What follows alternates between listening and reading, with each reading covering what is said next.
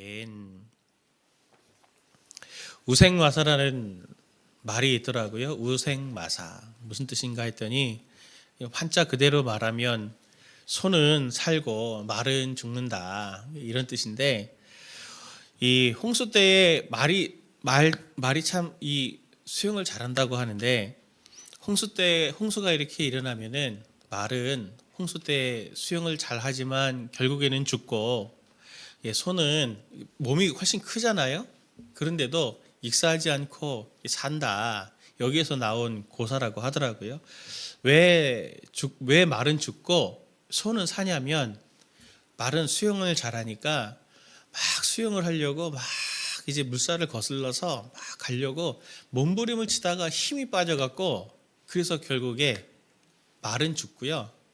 소는 홍수가 와갖고 이렇게 싹 쓸어가면은 둥둥둥둥 떠가지고 가다가 어디 이렇게 걸려가지고 거기에서 이제 이렇게 빠져나와서 산다.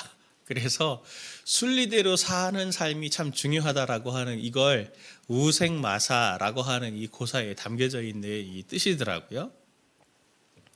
비슷한 말로는 순리라고 하는 게 이 우생마사라고 하는 이 사자성어에서 주는 지혜가 아니겠습니까? 오늘 말씀을 보면 이 순리라고 하는 이 단어가 이렇게 생각이 듭니다. 오늘 1절 말씀 보면은 이렇게 말하죠. 내 아들아 나의 법을 잊어버리지 말고 내 마음으로 나의 명령을 지키라. 잠언에서 나의 법, 아버지가 아들에게 지혜를 주는 것 같은 이러한 것들을 다 지금 비유로 말하지만 여기서 나오는 나의 법, 이런 아버지의 법 이런 것들은 잠언에서는 바로 하나님의 말씀, 하나님의 율법을 말하는 거 아닙니까? 하나님의 법을 잊어버리지 말고 내 마음으로 하나님의 그 명령을 지키라 이렇게 말을 합니다. 그러면 어떻게 오늘 본문에서 말합니까? 여러 가지 장수하게 되고 많은 해를 누리며 평강을 얻게 된다. 이런 것들을 반복적으로 풍요한 삶을 우리 삶 가운데 기복적인 우리가 복을 구하지만 세상에 이런 현실적인 복을 얻게 되는 지점들에 대해서 오늘 잠언은 이야기하는데 저도 그런 얘기 많이 들었어요. 어릴 때부터 모태신앙이니까 하나님의 말씀을 잘 지키면 잘 된다. 순종해야 된다. 그런데 제가 약간 마음에 이제 억지로 하라니까 하라 그러면 싫잖아요. 명령으로 하라 그러면 하기 싫은데. 그러니 저도 이제 의문이 들었던 게 뭐냐면 왜 하나님만 믿어야 되고 왜 하나님의 법만 따라야 잘 되나? 다른 거는 안 되나? 그런 의문들을 가지게 됐거든요. 그런데 말씀을 연구하고 공부하고 알아가면 알아갈수록 무릎을 치면서 참 그렇다라고 공감을 할 수밖에 없게 되는 가장 중요한 이유 중에 하나는 이 창조 세계가 하나님의 창조로 지어진 이 세계가 하나님의 말씀에 순종해서 일어나게 된 생기게 된 피조세계잖아요. 제가 학부 때 교수님이 하셨던 말씀 중에 참 이 말씀이 짧지만 의미 있다 이렇게 생각이 들더라고요. 어떤 신학자가 그렇게 했던 대로 이 세계는 하나님 말씀에 순종하는 것만 있다고 불순종하는 건 존재하지 않는 거예요. 존재할 수가 없는 거죠. 빛이 있으라 그랬는데 싫어요. 그럼 빛이 있겠습니까? 그럼 없는 거죠. 이런 식인 거죠. 모든 피조세계는 지금도 하나님의 말씀에 순종해서 존재하고 있고 하나님의 말씀에 순종해서 지금도 삶을 살아가고 있는 것입니다. 하나님을 믿는다는 것은 그래서 섭리에 따라 산다는 거예요. 섭리에 따라 산다는 겁니다. 순리대로 산다는 겁니다. 그리고 하나님의 말씀에 따라 산다는 것은 다른 표현으로 말을 하면 하나님의 손에 하나님의 통치 아래에 있다라고 하는 고급스러운 표현으로 말하게 되는 거죠. 그러니 하나님의 말씀에 따라서 살면 살수록 당연히 우리의 삶에는 평강이라는 것이 삶에 채워질 수밖에 없고 우리가 하나님의 말씀에 순종하지 않게 되면 자연스럽게 순종하지 않으면 순종하지 않을수록 스스로가 고난과 고통의 길로 접어들어가게 되는 겁니다. 그건 뭐 하나님께서 우리를 순종하지 않으면 내가 너를 벌 줄 거야 막 이래서가 아니라 자연스러운 이치나 다름이 없는 거죠. 1 더하기 1은 2가 되고 1 빼기 1은 0이 되는 것과 같은 이치나 다름이 없는 겁니다. 내 모든 삶이 하나님의 말씀대로 살면 아름답게 살 거다라고 하는 것을 성도님들은 꼭 믿으시면 좋겠습니다. 하나님의 말씀대로 살아가는데 중간중간 과정 속에서 어려움이 있고 또 때로는 환난 같은 불같은 환난이 내 삶에 있다 할지라도 반드시 하나님께서는 그 모든 과정을 다 지나고 나서는 우리의 삶을 풍성한 아름다움으로 채우실 거라고 하는 것을 믿으시고 그것들을 잘 따라가시는 성도님들 되셨으면 좋겠어요. 그래서 많은 결정과 고민들을 해나가는 것이 사실 우리네 삶이잖아요. 그 순간에 하나님의 말씀의 통치를 따르려고 늘 주님께 귀를 기울일 수 있는 그러한 것이 실제적인 영성의 삶이 되는 것입니다. 그래서 오늘 본문의 말씀을 보면 너는 마음을 다하여 여호와를 신뢰하고 내 명철을 의지하지 말라라고 이렇게 말할 때 여기 우리 그냥 드라이하게 이렇게 봤지만 많은 사람들이 내 명철을 의지하지 하나님을 신뢰하지 않는 모습을 갖고 있기 때문에 너는 마음을 다해서 여호와를 신뢰하고 내 명철을 의지하지 말라 이렇게 말하는 것이 아니겠습니까? 그러면서 7절 말씀 보면 스스로 지혜롭게 여기지 말지어다 이렇게 우리에게 당부하고 있습니다. 우리는 기본적으로 나를 신뢰하고 그리고 나를 스스로 지혜롭게 여기는 이 죄성이 우리 가운데 이렇게 기본적으로 장착이 되어 있다라고 하는 것을 꼭 기억하시기를 바랍니다. 제가 교만이란 단어를 찾아봤거든요. 두산백과를 보니까 교만이란 단어를 이렇게 얘기했더라고요. 스스로 잘난 체하며 겸손하거나 온유함이 없이 건방지고 방자함을 이르는 말. 스스로 잘난 체하며 겸손하거나 온유함이 없어 건방지고 방자함을 이르는 말. 성경에서 교만한 자는 하나님을 신뢰하기보다는 스스로 잘난 채, 스스로 자기 자신이나 자신이 선택한 수단을 더 신뢰하는 것을 교만이라고 말을 합니다.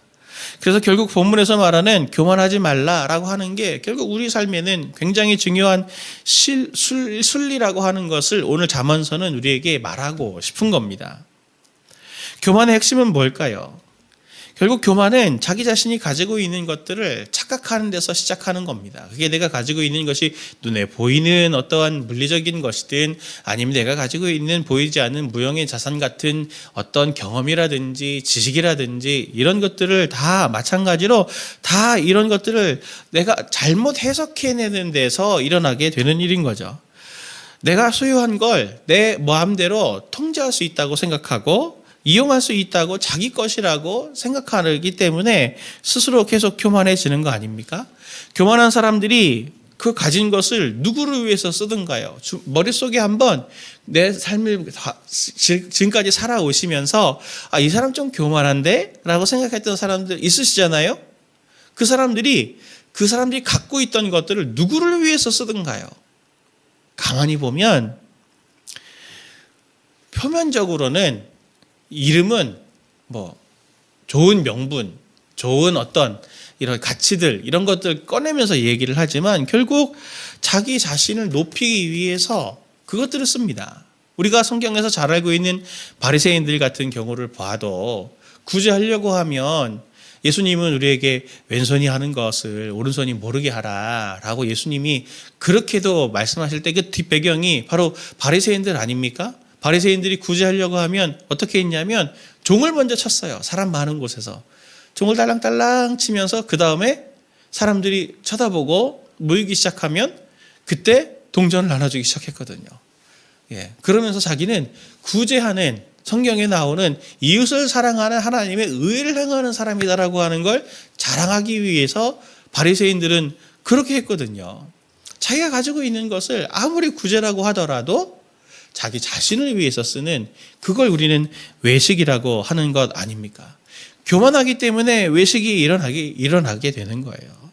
결국 교만 속에는 스스로가 하나님 되고 싶은 마음, 스스로가 신이 되고 싶은 마음, 그런 마음, 자기 자신을 높이려고 하는 마음이 끊임없이 도사리고 있는 것이 바로 이 교만의 무서움입니다.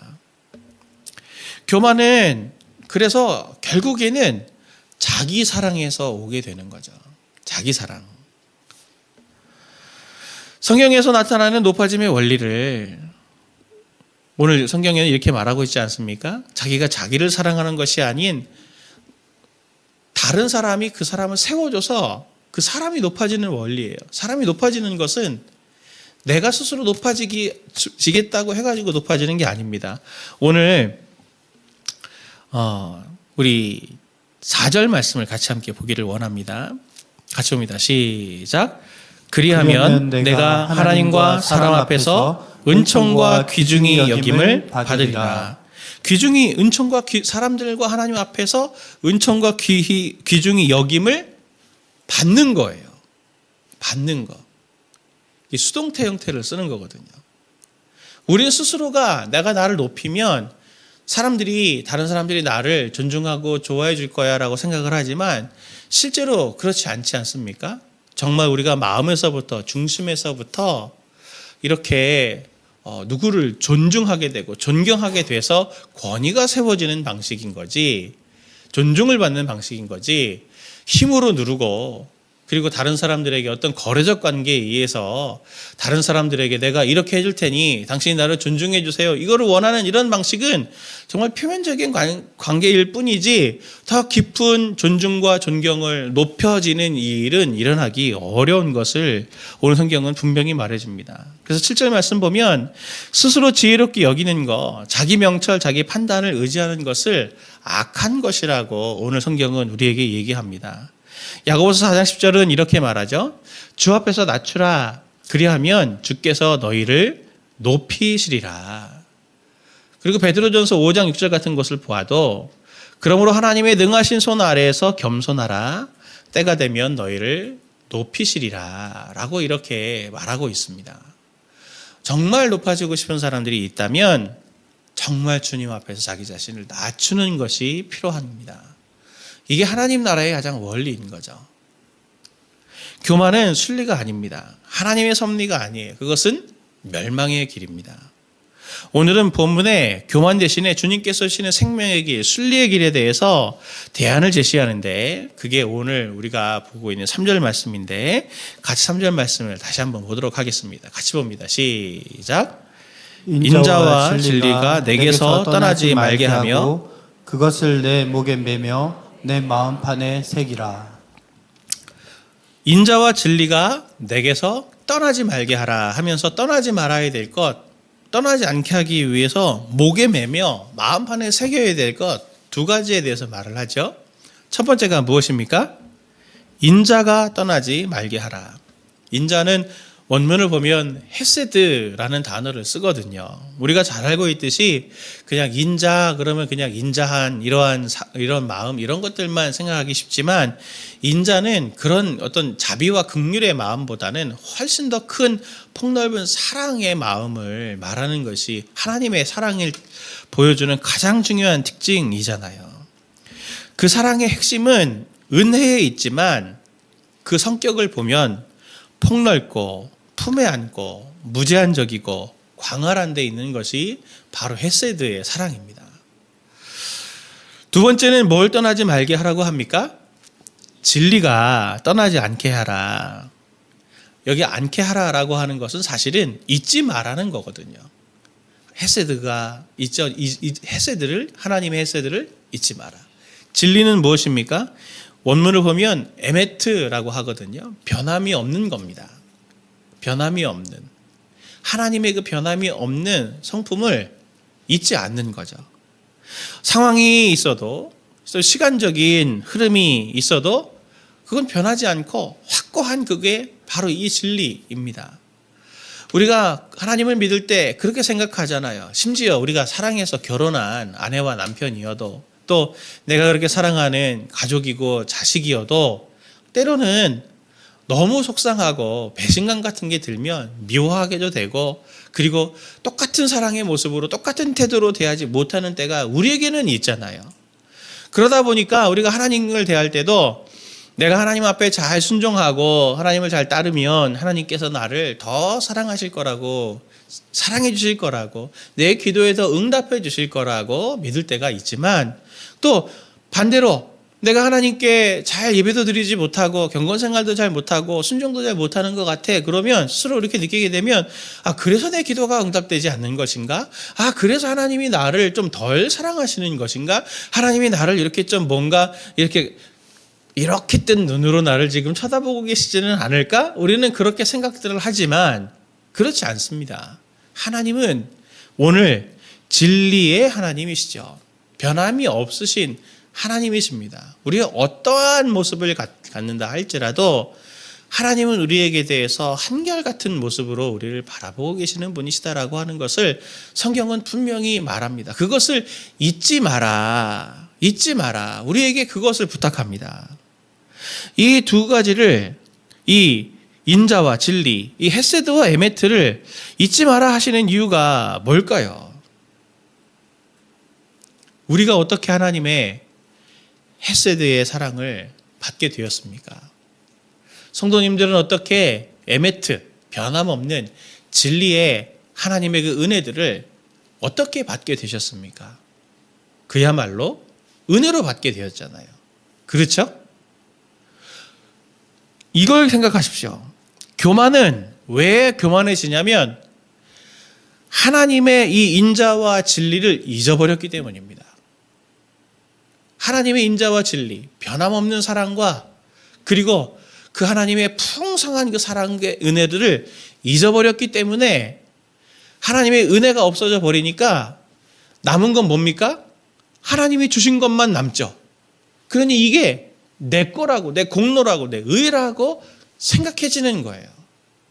교만하지 않으려면 어떻게 해야 되나요? 성경을 보면 교만하면 패망의 선봉이고 넘어지면 앞잡이다. 이런 얘기들 엄청 많이 들었잖아요. 교만하지 않아야 되는데 어떻게 교만하지 않게 됩니까? 교만하지 말아야지, 교만하지 말아야지 해서 교만하지 않아지면 교만할 사람이 한 명도 없어요. 교회 안에는. 그런데 제 경험을 봐도 언제 교만해지지 않게 되냐면 하나님의 사랑과 은혜를 발견할 때입니다. 하나님이 이걸 나에게 주신 거지. 내가 잘해서가 아니지. 내가 하나님께 기도를 잘해서 내가 더 영적으로 깊이가 있어서 하나님이 내게 이런 선물 같은 것들을 주신 게 아니지. 정말 하나님께서 은혜로 나에게 주셨지. 그러니 내 자리를, 이게 내게 아닌 것을 알고 자기 자리를 지킬 수 있는 교만의 모습을 떨쳐낼 수 있는 자들이 되는 것이죠. 그러니 교만이라고 하는 것은 자기를 사랑하고 그렇게 해서 왕이 되고 그렇게 해서 교만해지는 이런 이 악순환에서 어떻게 벗어나게 되는 거냐면 바로 매일매일 매 순간순간마다 오늘 이 본문 말씀에 3절이 말하는 것처럼 하나님의 인자와 진리가 우리의 목에 메어져 있고 내 가슴판에 새겨져 있어서 어떤 상황이 되더라도 이게 하나님의 은혜로 된 것이구나. 이게 하나님의 한결같음으로 된 것이구나라고 하는 것을 잊지 않을 때에야만이 우리는 교만하지 않고 겸손하게 하나님을 사랑하고 섬길 수 있는 자가 되는 것을 꼭 믿으시길 바랍니다. 그리고 그런 사람들은 자연스럽게 이타적인 사람이 되고 자연스럽게 사랑의 사람으로 다른 사람들을 내게 있는 것을 가지고 도와주는 사람이 되는 거죠. 오늘 아버지가 아들에게 이야기하듯이 자기의 좋은 경험을 흘려주고 있잖아요. 이게 겸손한 사람의 굉장히 중요한 태도 아니겠습니까? 반면에 교만한 사람들은 어떻던가요? 교만한 사람들은 끊임없이 자기의 것을 더 얻으려고 더 이기적이 되지 않습니까? 완전히 다른 모습인 거죠. 나에게 도움될 만한 사람들과만 관계를 맺고 그리고 자신에게 손해를 끼치고 나하고 맞지 않으면 멀리 하려고 합니다. 잊지 마십시오. 우리는 존재적으로 죄성이 지금 완전히 망가진 존재이기 때문에 자기 사랑적인 존재가 될 뿐입니다. 가만히 두면. 그러니 성도님들은 2025년을 계속 이렇게 지나가시면서 매 순간에 하나님의 헤세드, 이 사랑과 에메트, 변함없는 진리의 이 은혜들을 계속 하나님 맛보게 해달라고. 하나님이 그것을 사실은 계속 보여주고 계시거든요. 근데 문제는 뭡니까? 우리가 영적으로 어두워서 그걸 맛보고 누리고 깨닫고 있지 못할 뿐입니다. 근데 우리의 눈과 영적인 눈을, 영적인 감각을 하나님 더 열어주셔서 하나님 제 삶에 2025년을 저희들이 겪으면서는 날마다 매 모든 순간에 그리고 아차 싶고 또 위급하고 또 어떤 때는 정말 짜릿하고 감격스러운 그런 모든 순간에 하나님의 은혜와 하나님의 이 햇새들을 날마다 경험하게 되어져서 정말 하나님 겸손한 사람으로 그리고 우리의 그 겸손을 통해 다른 사람들에게 계속 하나님의 사랑을 흘려줄 수 있는 자가 되어 정말 하나님의 사랑의 사람으로 겸손한 사람으로 잘 세워지는 저와 성도님들 되시길 예수님의 이름으로 축원을 드립니다.